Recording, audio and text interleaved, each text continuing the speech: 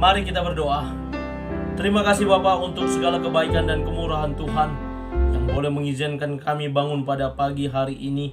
Dan sebelum kami memulai aktivitas kami, izinkan kami untuk bersekutu, beribadah kepada Tuhan. Salah satunya dengan mendengarkan firman Tuhan melalui channel YouTube ini. Berbicara bagi kami Tuhan, karena kami telah siap untuk mendengarkan kebenaran firman Tuhan. Dalam nama Yesus kami berdoa, amin. Shalom Ibu Bapak Saudara terkasih dalam nama Tuhan kita Yesus. Semangat pagi, selamat hari Minggu. Bertemu kembali di channel Rionando Butar-Butar dalam khotbah 5 menit aja toko 5 untuk renungan harian. Renungan pada hari ini saya ambil dari kitab Yesaya pasal 63 ayat yang ke-10. Demikian kesaksian firman Tuhan. Tetapi mereka memberontak dan mendukakan Roh Kudus-Nya, maka ia berubah menjadi musuh mereka, dan ia sendiri berperang melawan mereka. Jangan mendukakan Roh Kudus. Ibu bapak saudara terkasih dalam nama Tuhan kita Yesus, berbicara tentang mendukakan Roh Kudus.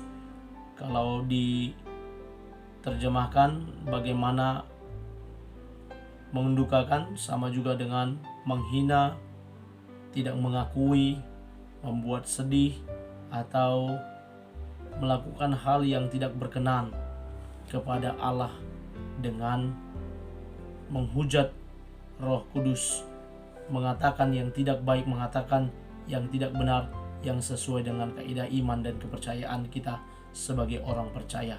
Dan dalam nats ini kita melihat bagaimana Yesaya menuliskan bahwa doa pengakuan dan pemberontakan, permohonan Israel atas pemberontakan mereka.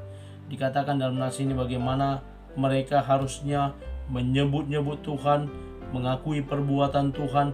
Mereka seharusnya bersyukur atas segala kebaikan kemurahan Tuhan. Namun yang terjadi bukan lagi seperti itu.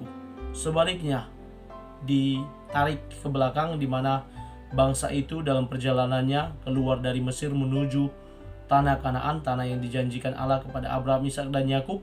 Dan tanah itu yang kemudian menjadi warisan bagi orang Israel, di mana mereka memberontak, mereka mendukakan hati Allah.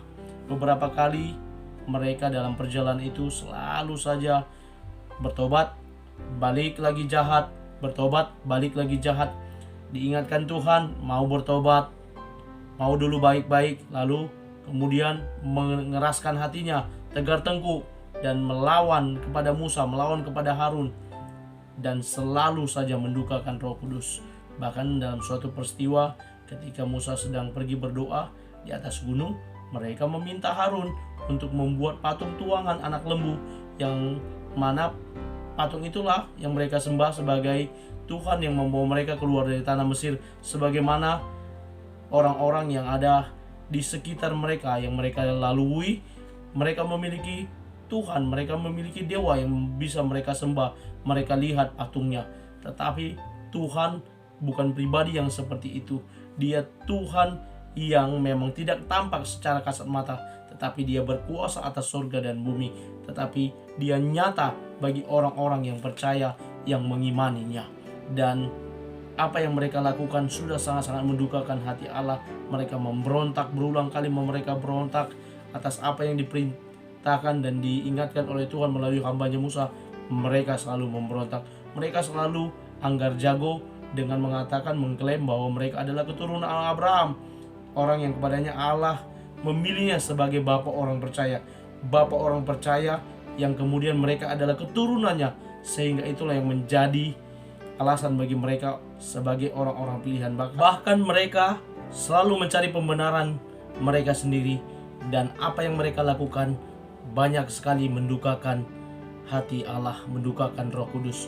Karena itu ibu bapak saudara terkasih dalam nama Tuhan kita Yesus, sebagaimana korelasi dari khotbah ini dengan khotbah minggu hari ini, yakni jangan menghujat Roh Kudus. Mari kita boleh belajar sebagai orang-orang percaya, sebagai orang Kristen, untuk tidak menghujat Roh Kudus, untuk senantiasa menyenangkan hati Tuhan sedapat-dapatnya. Jika itu bergantung kepada kita, mari kita melakukan yang terbaik di hadapan Tuhan.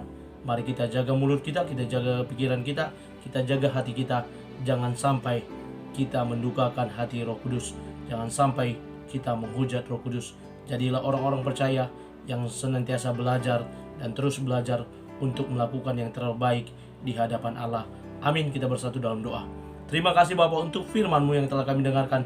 Berkati firman-Mu, ajar kami untuk senantiasa menyenangkan hati Tuhan dan melakukan segala sesuatu dengan baik untuk hormat dan kemuliaan bagi nama Tuhan. Dalam nama Yesus kami melanjutkan aktivitas kami. Amin. Selamat beraktivitas, selamat beribadah nantinya. Tuhan Yesus memberkati. Shalom.